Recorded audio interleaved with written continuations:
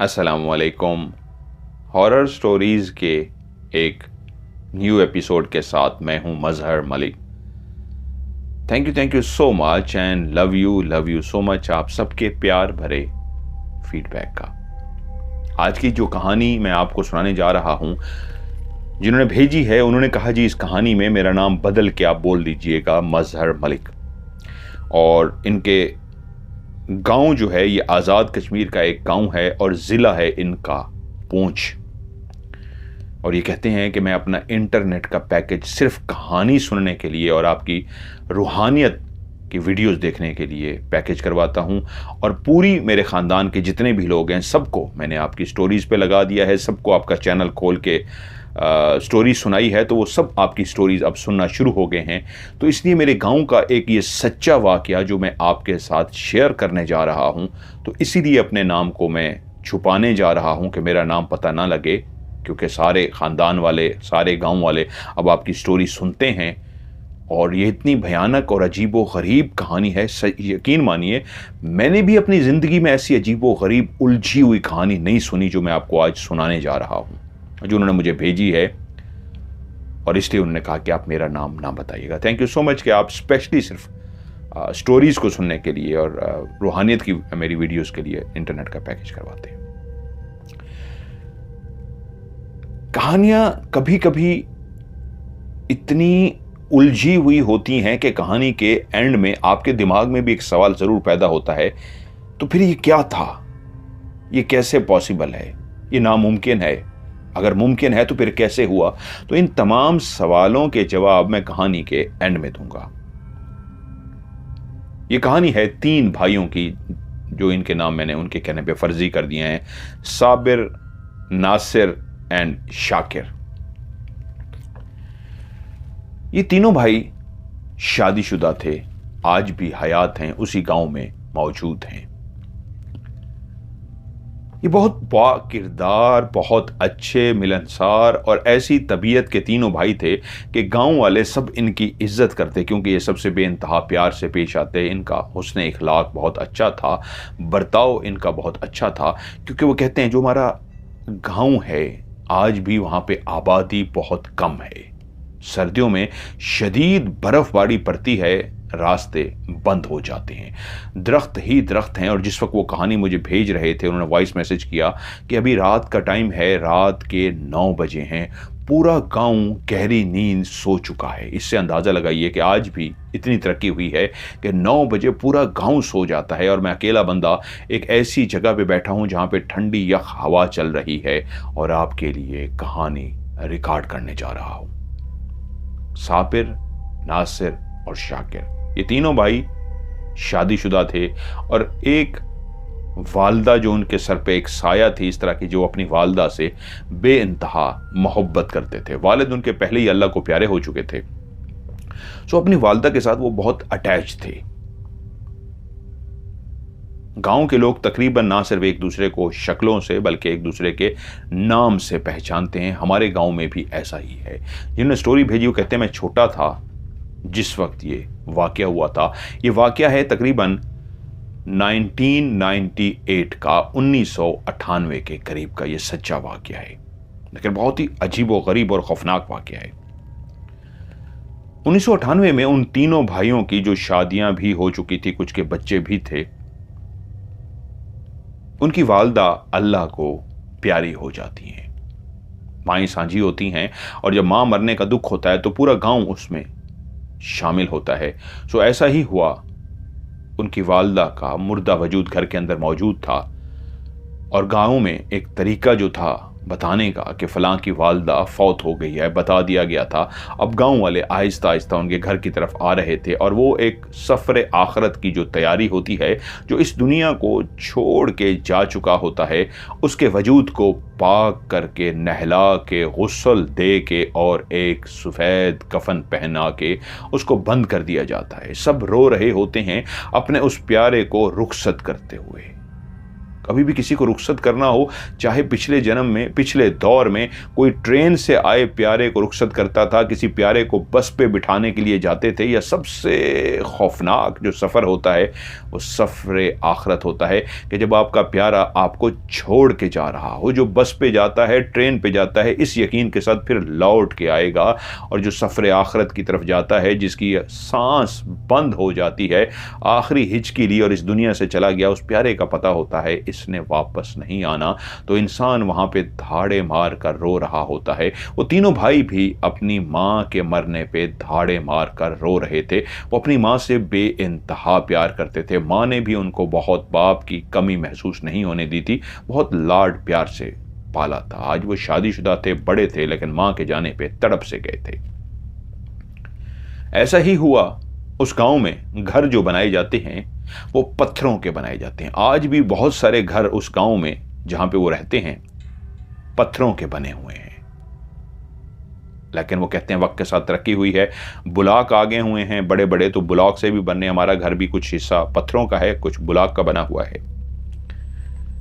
वहीं पे ही एक कब्रिस्तान, जो उस गांव का काफ़ी पुराना कब्रिस्तान था, जिसके अंदर कोई 200-300 के करीब कब्रें थीं, उसी कब्रिस्तान के अंदर एक कब्र को खोदा गया। और कब्र को खोदने वाले कोई और नहीं, वो तीनों बेटे थे जो चाहते थे अपनी माँ को सफ़र आखरत पे रवाना करने के लिए, खुद उसके लिए आखिरी आराम गाह शहर खामोशा के अंदर आखिरी आराम का वो अपने हाथ से बनाएंगे।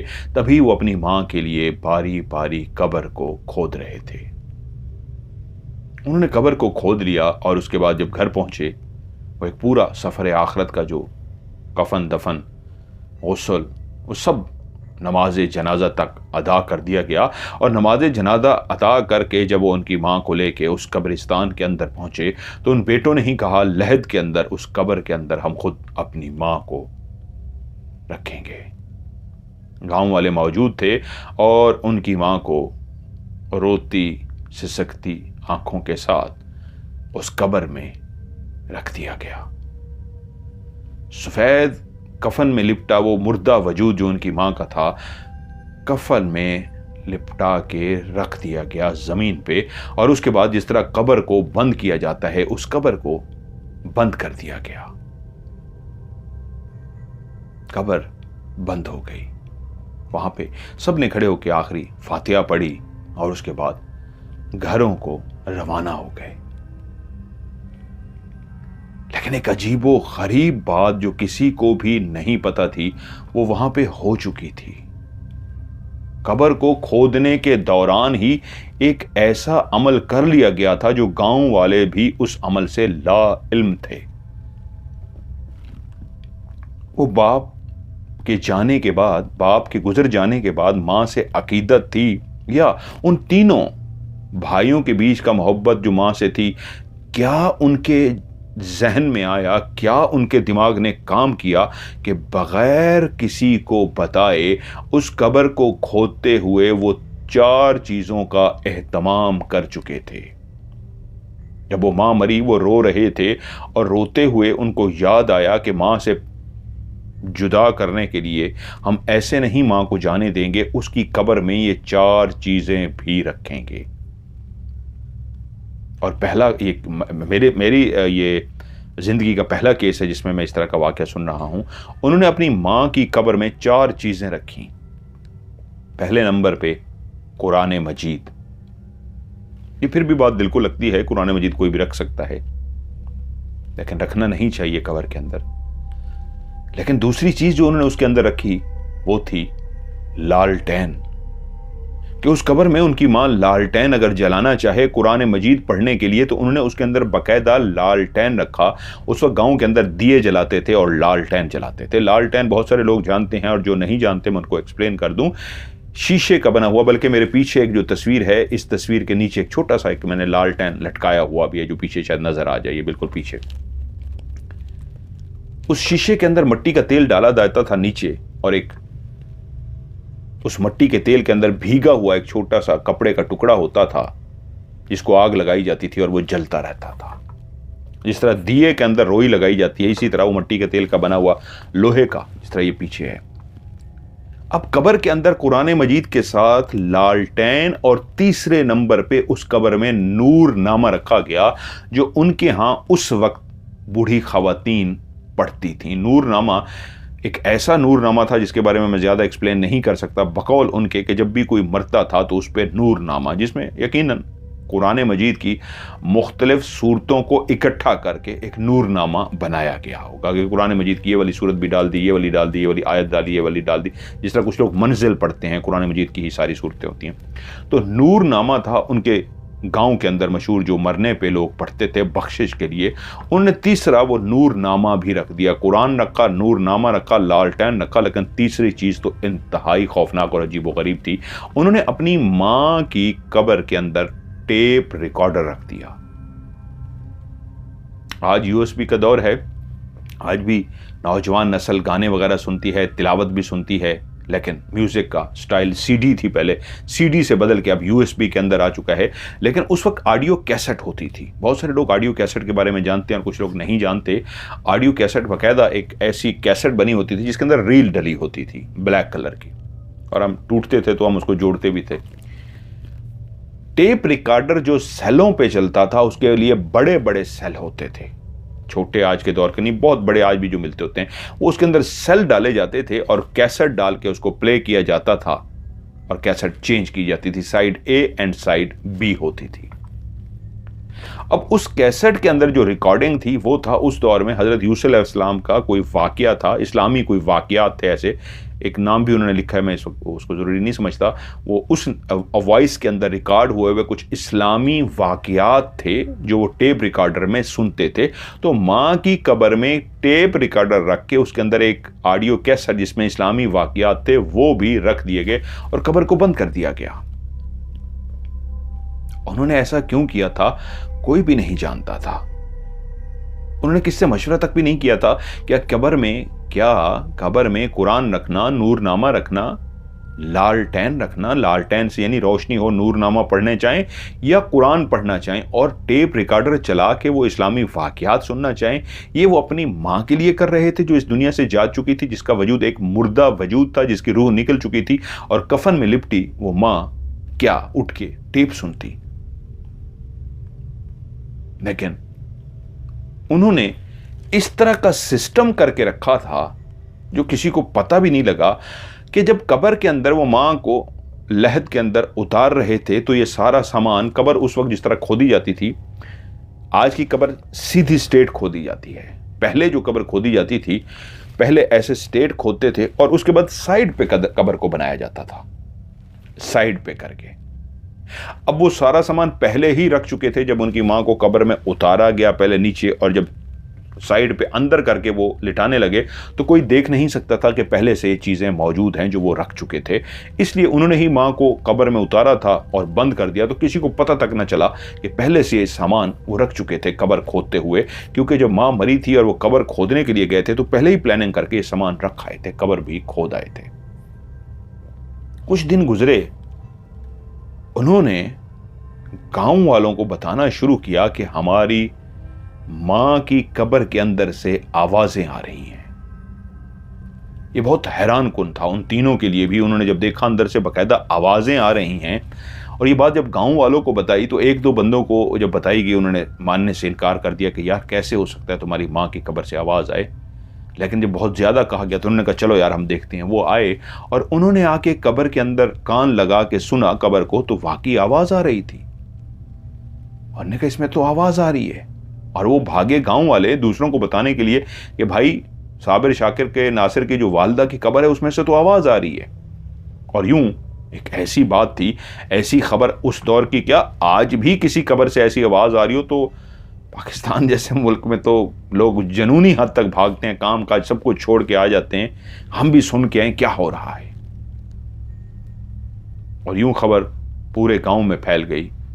गांव के लोग आए, कान लगा के सुना तो वाकई कब्र में से आवाज आ रही थी। उस दौर के एक पीर साहब थे, अब वो इस दुनिया से पर्दा नशीन हो चुके हैं।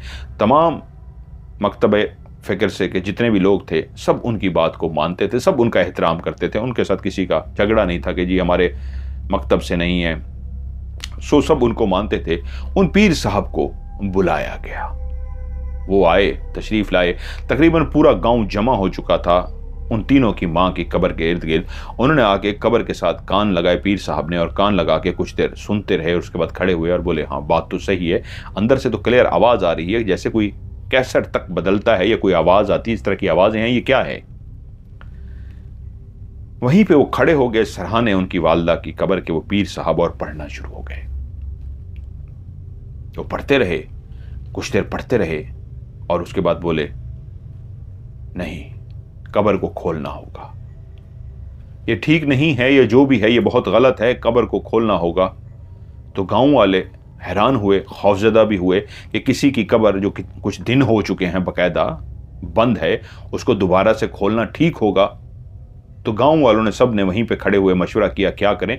पीर साहब का हुक्म था, वो किसी वजह से कह रहे थे, लेकिन एक खौफ भी था कि बेहुरमती ना हो मैयत की। तो सब ने कहा ठीक है जी, कब्र को खोदना चाहिए। सो सामान लाया गया और फिर कब्र की खुदाई शुरू हुई।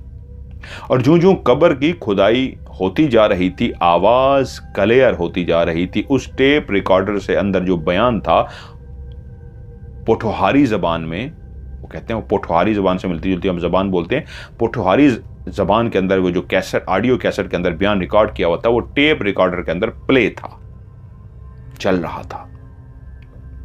कब्र को खोल दिया गया। उनकी मैयत उसी तरह, उनकी वालदा कफन में लिपटी सो रही थी। अब जब ये कब्र को खोदा गया तो उन तीनों भाइयों को कब्र को नहीं खोदने दिया गया। गांव वालों के कुछ लोगों ने कहा, आप पीछे हटो, परेशान मत हो, हम इस कब्र को खोलते हैं। अब वो तीनों भाई, उनके ऊपर अजीब से तासुरात थे। वो बाहर खड़े थे और परेशान थे, जैसे वो खुद नहीं जानते थे ये क्या हो रहा है, क्यों हो रहा है। अभी तक ये भी कोई नहीं जान पाया था कि अंदर क्या सिलसिला है। वो सिर्फ तीन जानते थे और उनके चेहरे के उतार चढ़ाव बताते थे वो शदीद परेशान हैं। खुद ही रख के गए थे और खुद ही लोगों को बुला के लाए थे। ये सवाल मैं आपको आगे जवाब देता हूं।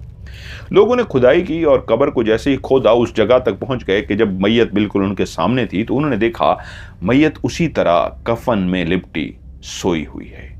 एक खौफ था खोलते हुए। ऊपर लोग खड़े विर्द कर रहे थे कि ये डर रहे थे क्या कहीं मैयत उठ के बैठ तो नहीं गई। और मैयत ना सिर्फ उठ के बैठ गई और मुसलसल पढ़ रही है, तो उसको तो मरे हुए इतने दिन हो गए, इतने दिन तक वो बैठी पढ़ रही है, कुछ प्ले कर रही है, क्या कर रही है। ऐसे कई सवालात थे।